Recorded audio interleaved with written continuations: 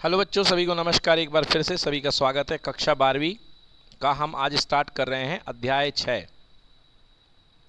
तो हेडिंग बना लीजिए, अध्याय नंबर 6, जिसका नाम है अवकलज के अनुप्रयोग। तो बच्चों, ये जो चैप्टर है इसमें जो हमें पढ़ना है, जो पहला टॉपिक हम पढ़ने वाले हैं, वो पहला जो टॉपिक है उसका नाम है राशियों के परिवर्तन की दर। राशियों के परिवर्तन की दर। बेटा, आपने अवकलन सीख लिया ना। अब अवकलन का उपयोग है ये, जो आपने अवकलन सीखा इसका क्या है उपयोग। तो पहला काम है राशियों के परिवर्तन की दर। अब इसको समझो, इस राशियों के परिवर्तन की दर क्या होती है। बेटा, मान लो आप यहाँ पर कोई ऊंचे किसी पॉइंट पे बैठे हुए हो और यहाँ से आपने एक तालाब है, यहाँ पे नीचे ये पानी भरा हुआ है, और आपने यहाँ से तालाब में एक पत्थर डाला। पत्थर डाल दिया। अब ये बताओ, जैसे पत्थर डालोगे तो यहाँ पे ये चक्कर बनेंगे कि नहीं बनेंगे? अब ये चक्कर बनेंगे तो समय के साथ ये चक्कर बड़े बड़े होते जाएंगे कि नहीं होते जाएंगे? मतलब त्रिज्या जो है समय के साथ बदलती जाएगी। बोलो हाँ या ना? dr/dt समय के साथ त्रिज्या में परिवर्तन। dr/dt मतलब क्या है? त्रिज्या परिवर्तन की दर। क्या दी गई है?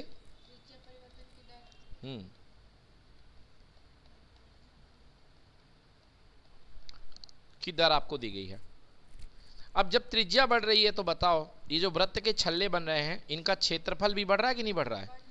क्षेत्रफल मतलब ये पूरा एरिया, तो ये एरिया भी बढ़ रहा है। तो dA/dt बेटा ऐसे हमको ये निकालना पड़ेगा। समझ में आ गया? तो इस चैप्टर में हमको ऐसी राशियां निकालनी है, परिवर्तन की दर निकालनी है। चलो एक और चीज देखो। मान लो बेटा ये लैंप लगा हुआ है, यहाँ पे क्या लगा है? एक लैंप। ठीक है बेटा, और ये रोड है लैंप के सामने। तुम यहाँ पे हो और चल रहे हो।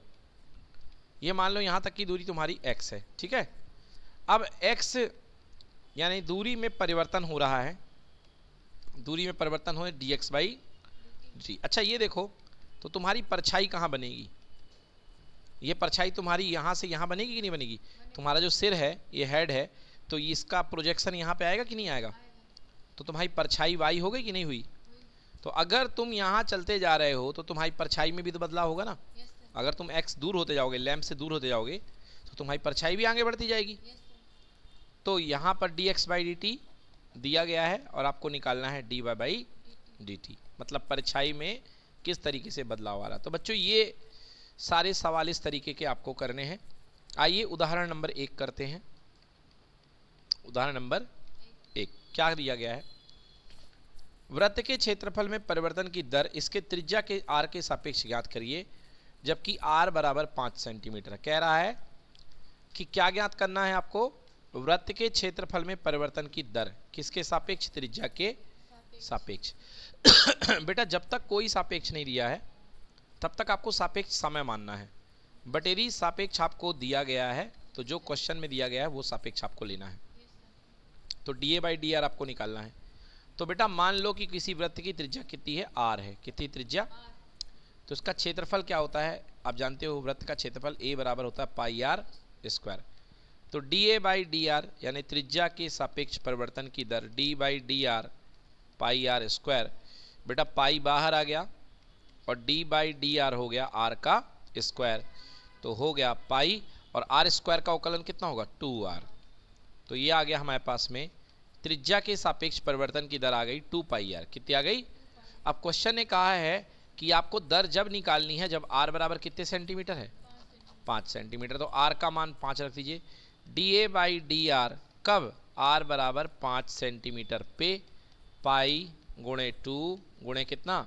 5। आंसर कितना हो गया? 10 पाई। 5 दूने 10 और ये हो गया पाई। बेटा क्षेत्रफल की इकाई क्या होती है? Centimetre square. त्रिज्या की इकाई क्या होती है? सेंटीमीटर। तो उत्तर क्या आ गया? 10 पाई सेंटीमीटर स्क्वायर प्रति सेंटीमीटर। समझ में आ गया? तो ये आपका पास आ गया क्षेत्रफल परिवर्तन की दर। चलिए अगला सवाल करते हैं। देखिए अगला सवाल, मान लो बेटा क्या क्वेश्चन कह रहा है इसी सवाल को देख लो, उदाहरण नंबर 2 को। उदाहरण नंबर 2 कह रहा है एक घन का आयतन 9 सेंटीमीटर क्यूबिक पर सेकंड की दर से बढ़ रहा है। मतलब बेटा ये घन है मान लो, तो घन की भुजाएं क्या होती हैं, ए ले लो या एक्स ले लो, एक्स ले लेते हैं हमें।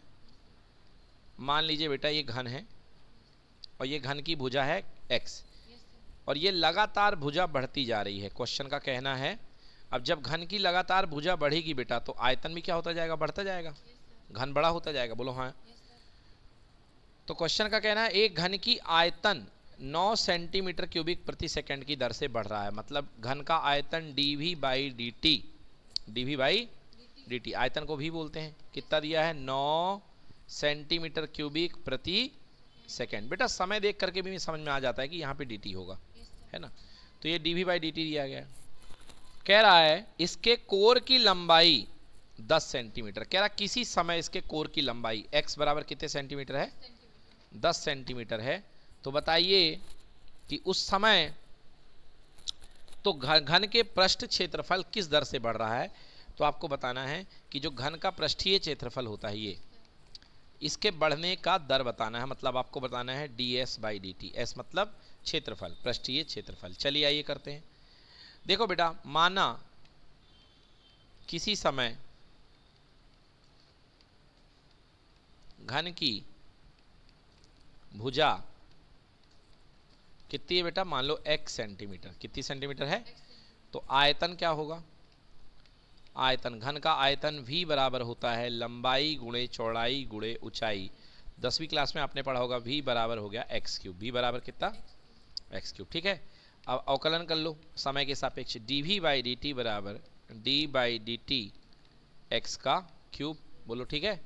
सो dv बाई dt, देखो आयतन परिवर्तन की दर कितनी दी है 9, यहाँ पे 9 रख दो। यहाँ क्या आ जाएगा बेटा, d बाई डी एक्स आ जाएगा, x का क्यूब और dx बाई dt। क्लियर है। सो 9 बराबर ये हो गया 3x स्क्वायर और dx बाई dt। क्लियर। तो यहाँ से dx बाई dt का मान ज्ञात कर लो। तो dx बाई dt बराबर 9 बटे कितना हो गया 3x स्क्वायर, 3 से कट दो 9 को 3 बार, तो dx बाई dt हो गया 3 बटे x का स्क्वायर। ये आ गया सॉरी हाँ dx बाई dt आ गया 3 बटे x का स्क्वायर। क्लियर है। अब आपको निकालना है क्षेत्रफल में परिवर्तन की दर। क्या निकालना है, क्षेत्रफल में, पृष्ठीय क्षेत्रफल में परिवर्तन की दर। तो बेटा पृष्ठीय क्षेत्रफल कितना होता है आपको पता होना चाहिए। पृष्ठीय क्षेत्रफल होता है s बराबर 6x स्क्वायर। क्यों, एक भुजा सॉरी एक फलक जो होता है वो होता है एक्स स्क्वायर का, पढ़ा होगा आपने 10th क्लास में। 6 फलक होते हैं टोटल, तो 6 फलक कितने को हो गए 6x स्क्वायर के। तो s बराबर 6x स्क्वायर। आपको क्या निकालना है dx बाई dt, तो यहाँ हो जाएगा d बाई dt और 6x का स्क्वायर।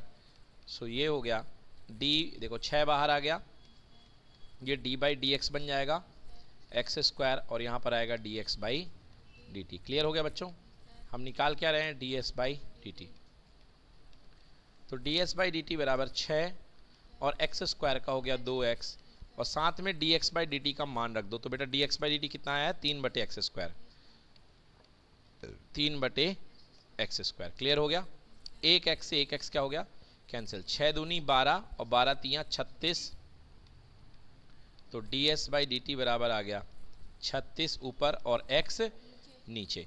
अब देखिए आपको ds बाई dt का मान कब निकालने को बोला गया था, जिस समय भुजा x बराबर कितनी दी गई है 10 सेंटीमीटर। कितने सेंटीमीटर 10 सेंटीमीटर। तो जिस समय आपकी भुजा 10 सेंटीमीटर है उस समय आपको निकालना है क्षेत्रफल परिवर्तन की दर। तो मतलब आपको x का मान अब यहाँ पे क्या रखना पड़ेगा 10 रखना पड़ेगा। तो लिखेंगे हम ds बाई dt कब, जब x बराबर कितने सेंटीमीटर है 10 सेंटीमीटर। आंसर 36 बटे 10, यानी कि अगर दशमलव में कहा जाए तो आ जाएगा 3.6। इकाई क्षेत्रफल की क्या होती है सेंटीमीटर स्क्वायर और नीचे समय है तो क्या होगी सेकेंड, सेंटीमीटर स्क्वायर पर सेकेंड, क्योंकि नीचे क्या है समय है। इस बार आपने समय के सापेक्ष निकाला है। ठीक है।